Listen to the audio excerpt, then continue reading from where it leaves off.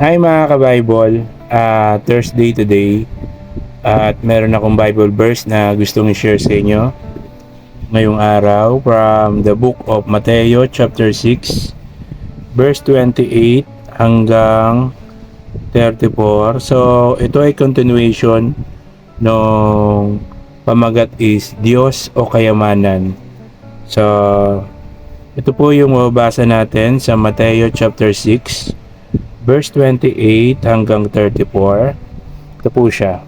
In Mateo chapter 6 verse 28 hanggang 34. So ito yung mababasa natin.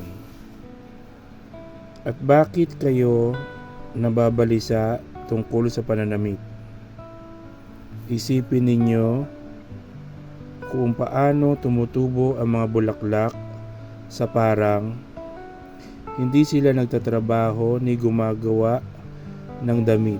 Ngunit sinasabi ko sa inyo, kahit si Solomon na napakayaman ay hindi nakapagdamit ng singganda ng isa sa mga bulaklak na ito.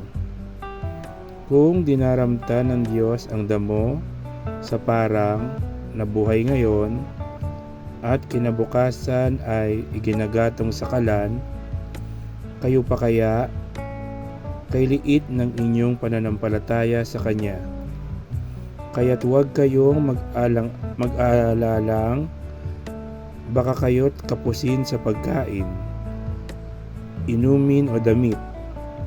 Hindi ba't ang mga hintil ang nababahala tungkol sa mga bagay na iyan? Alam na ng inyong Ama na nasa langit na kailangan ninyo ang lahat ng iyan. Ngunit higit sa lahat ay pagsikapan ninyo na kayo'y pagarian ng Diyos at mamuhay ng ayon sa Kanyang kalooban. At ibibigay niya sa inyo ang lahat ng inyong pangangailangan. Kaya nga huwag ninyong ikabalisa ang para sa araw ng bukas, dahil ang bukas ang bahala sa sarili nito, sapagkat sapat na ang inyong mga suliranin sa bawat araw.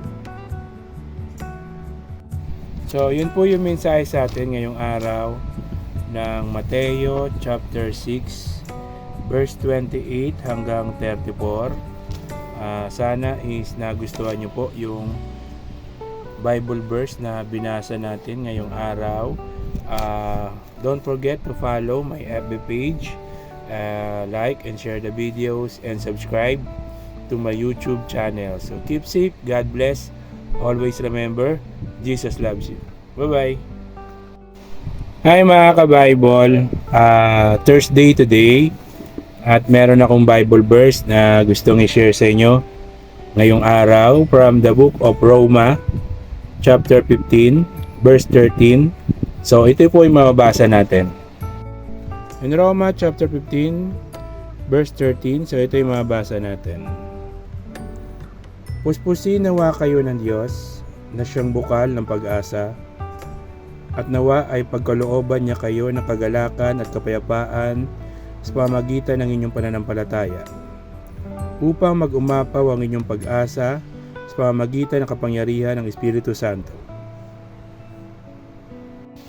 So yun po yung mensahe sa atin ngayong araw ng Roma chapter 15 verse 13. So keep safe, God bless, always remember, Jesus loves you. Bye-bye.